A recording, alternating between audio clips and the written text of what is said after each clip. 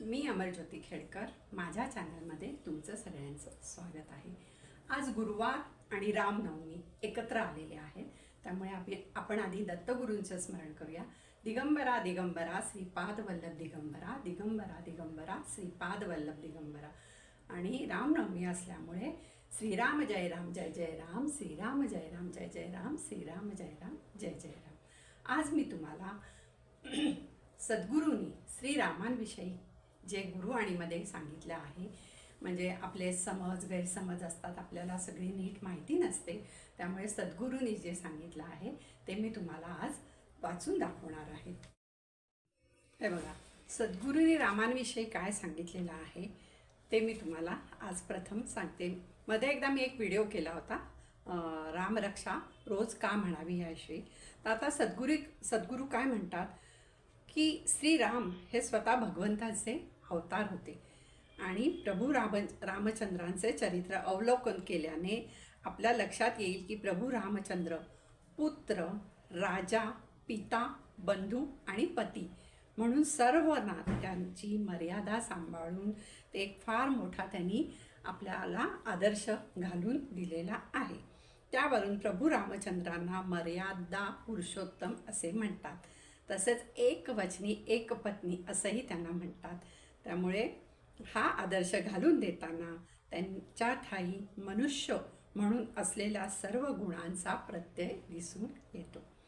स्वतः भगवंतांचा अवतार असताना त्यांच्या वडिलांच्या अवेळी मृत्यू का झाला असा प्रश्न सामान्य माणसाला पडतो, परंतु त्याकरता भगवंतांचा जन्म कोणत्या कारणांसाठी झाला आहे ह्याचा अभ्यास करणं आवश्यक आहे। म्हणजे श्रीरामांचा जन्म का आणि कशासाठी झाला आहे, म्हणजे कोणत्या कामासाठी झाला आहे ह्याचा आपण हे सद्गुरूंनी सांगितलं आहे ते मी तुम्हाला सांगते। ह्याचा प्रश्न विचार झाला पाहिजे। श्रीरामांचे कार्य वडिलांना वाचवायचे हे नव्हते, म्हणजे प्रत्येक माणूस आयुष्यात येताना त्यांच्या मागे कुठचं तरी एक कार्य असतं, तर ते कार्य त्यांना पूर्ण करायचं असतं। तर ते कार्य श्रीरामांचं कार्य होतं, हे त्यांच्या वडिलांना वाचवणं हे त्यांचं कार्य नव्हतं, तर त्यांचं कार्य होतं रावणाला ठार मारणं। म्हणजे रावणाला ठार मारण्यासाठी, दुष्ट शक्तीचा नाश करण्यासाठी श्रीरामांचा जन्म झालेला आहे। तसेच ज्या ज्या लोकांची दैत्यवृत्ती होती त्यांचा नाश करायचा होता त्यांना। तसंच रावणाला मारण्या अगोदर अनेकांच्या मार्फत त्याला सुचवले गेले की त्याने श्रीरामांना शरण जावे। म्हणजे आधी रावणाला सुचवलं गेलं की त्यांनी प्रभू श्रीरामचंद्रांना शरण जावे, आणि परंतु दुराग्रही व हट्टी स्वभावाच्या रावणाने ते ऐकले नाही आणि नाईलाजास्तव श्रीरामांना त्याचा नाश करावा लागला, म्हणजे त्याला मारावं लागलं। आधी त्यांनी सुचवून बघितलं, पण रावणाचा हट्ट असल्यामुळे तो सुधारायला पण तयार नाही आणि श्रीरामांना शरण यायला पण तयार नाही, त्यामुळे श्रीरामांना त्यांचा नाश करावा लागला। संसारात व व्यवहारात राहून सामान्य लोकांनी कसे वागावे ह्याचा आदर्श श्रीरामांनी निर्माण केलेला आहे। सीतामाई ही शक्ती होती, ती अत्यंत स्वच्छ व शुद्ध होती, तरीही तिला लोक अपवाद टाळण्यासाठी सीतामाईला अग्निपरीक्षा द्यावी लागली आणि ती अग्निपरीक्षा श्रीरामांनी लोकांसाठी घेतली।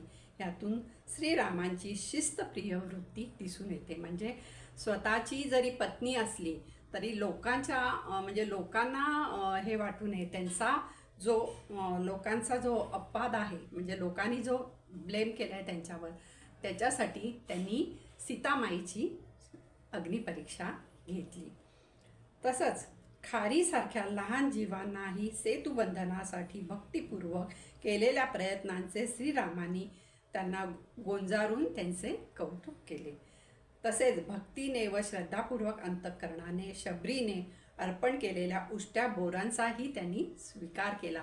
म्हणजे श्रीरामाने असं म्हटलं नाही की उष्टी बोरं आहेत, ही मी म्हणजे ते तर भगवंताचे अवतार होते, तर मी ही बोरं खाणार नाही, पण त्यांनी ते उष्टी बोरं नाही बघितली, त्यांनी त्या शबरीची प्रेम बघितलं की शबरीने का उष्टी बोरं केली, की माझ्या भगवंतांना, माझ्या रामाला सगळी बोरं गोड मिळावी, त्याच्यात कुठेही म्हणजे किडकं नासकं किंवा आंबट बोर त्यांना मिळू नये ह्या तिच्या साध्या भोळ्या भावाकडे श्रीरामाने बघितलं आणि त्यांनी तिचं प्रेम व दयाबुद्धी त्यांनी बघितली आणि ती त्याच्यामध्ये दिसून येते, कारण ती उष्टी बोरं असून सुद्धा त्यांनी खाल्लेली आहेत.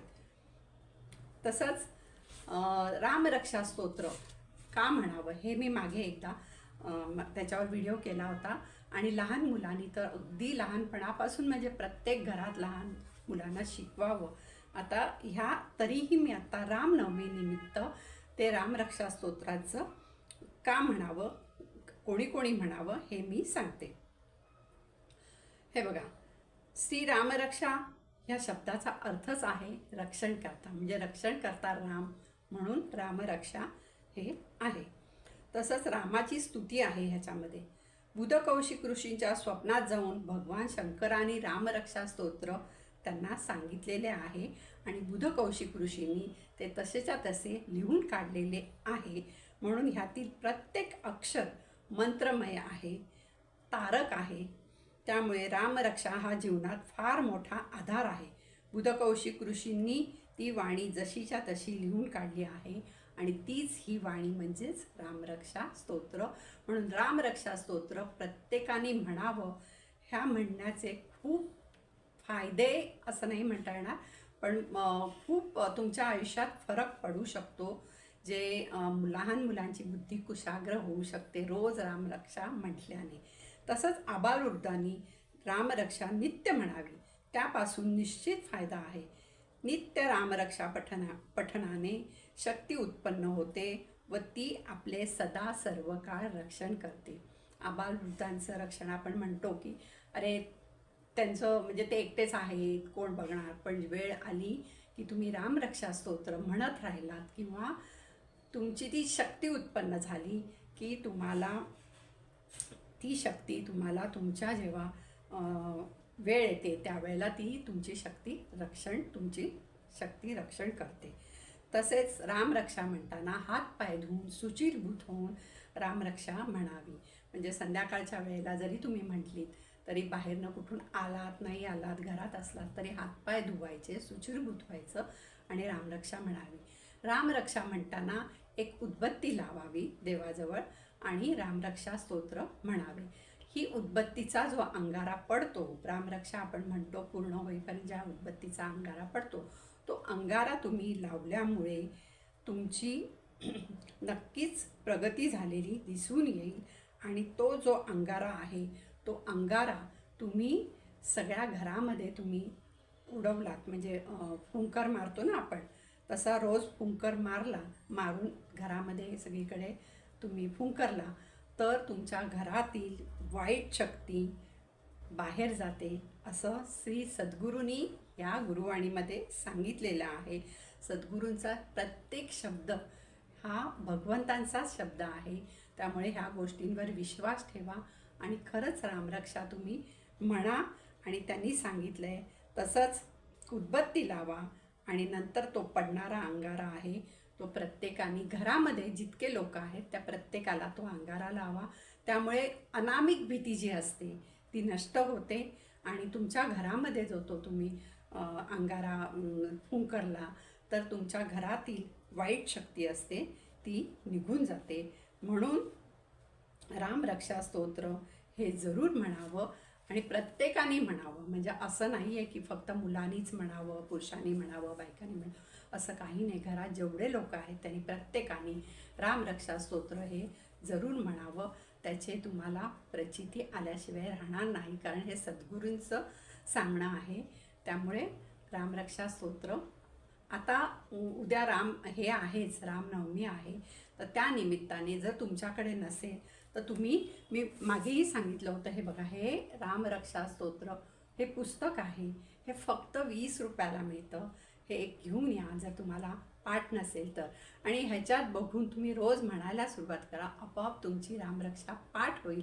आणि लहान मुलांना तुमच्या घरात कोण असेल तर त्यांनाही म्हणायला सांगा की रामरक्षा म्हटल्याने अगदी लगेच नाही पण हळूहळू मुलांची बुद्धी कुशाग्र होते, असं सद्गुरूंनी ह्याच्यामध्ये सांगितलेलं आहे. तर तुम्ही खरंच करून बघा, याचा तुम्हाला प्रचिती आल्याशिवाय राहणार नाही. श्री गुरुदेव दत्त, श्री गुरुदेव दत्त, श्री गुरुदेव दत्त. श्रीराम जय राम जय जय राम, श्रीराम जय राम जय जय राम, श्रीराम जय राम जय जय राम, श्री गुरुदेव दत्त. धन्यवाद, मनापासून धन्यवाद.